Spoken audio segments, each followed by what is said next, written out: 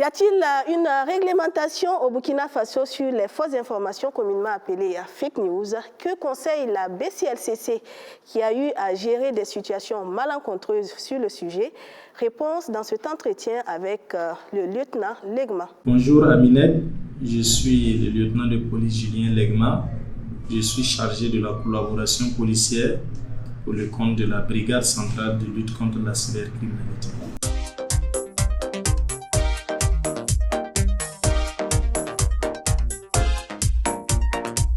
Micro-trottinant.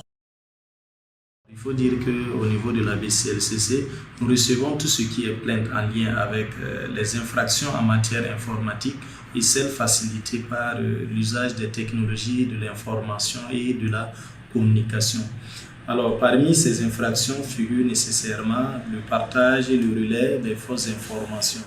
Et nous retenons déjà que durant l'année 2022, 2 personnes ont été déférées au parquet pour des cas justement de partage de fausses informations. La première situation, c'est une vidéo qui avait défrayé la chronique où on apercevait des personnes qui étaient en grève et qui s'en prenaient à l'enceinte d'un mouvement. C'était appelé le Mouvement populaire de libération de l'Angola, où on apercevait effectivement un drapeau aux couleurs rouge, jaune, noir. Malheureusement, certaines personnes apercevaient du rouge, jaune, vert, qui sont les couleurs du drapeau burkinabé. Cette vidéo a été accompagnée d'un discours disant comme quoi c'est l'ambassade du Burkina au Mali qui était attaquée. Ce fut au moment où la CEDEAO avait pris des sanctions à l'encontre du Mali. Et bon, malheureusement, cette information a été sortie de son contexte et cela aurait pu déjà créer des troubles au niveau burkina parce qu'il est bien possible que d'autres personnes ou d'autres burkinabés pouvaient également déjà s'en prendre à d'autres Maliens ou aux anciennes diplomatiques maliennes donc au niveau du Burkina. Chose qui n'est pas vraiment très bien à ce niveau.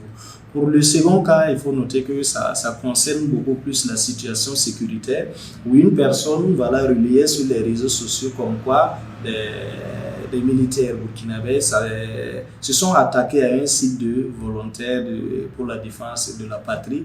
Malheureusement, cette information était erronée et donc cette personne a été également déférée au parquet pour répondre donc des faits qui lui sont reprochés.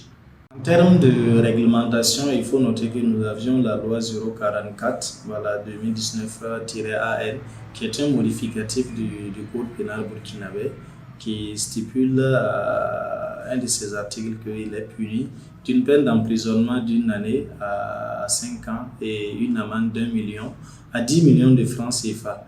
Quiconque intentionnellement communique, publie, divulgue ou relaie une fausse information de nature à faire croire qu'une destruction ou une violence a été commise ou va être commise. La loi reconnaît que tout ce qui est fausse information, c'est toute allégation ou information qui soit donc inexacte ou trompeuse d'un fait. Nous recommandons déjà à l'ensemble des internautes en la matière, lorsque vous recevez une information sur les réseaux sociaux, il faut l'analyser. Si vous tenez justement à partager cette information, on constate beaucoup plus que de plus en plus les gens partagent l'information avant même de la lire.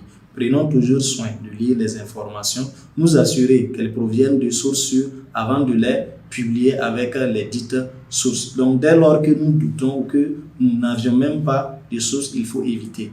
Éviter également de relayer les messages donner sous forme d'informations dans les groupes WhatsApp parce que souvent nous recevons une panoplie d'informations dans les groupes WhatsApp qui souvent malheureusement ne sont pas signés pour un média. Donc nous ignorons la source. Dès lors que nous copions ces types de contenus et que par exemple nous les amenons sur Facebook, alors nous devenons en même temps l'auteur de la dite publication.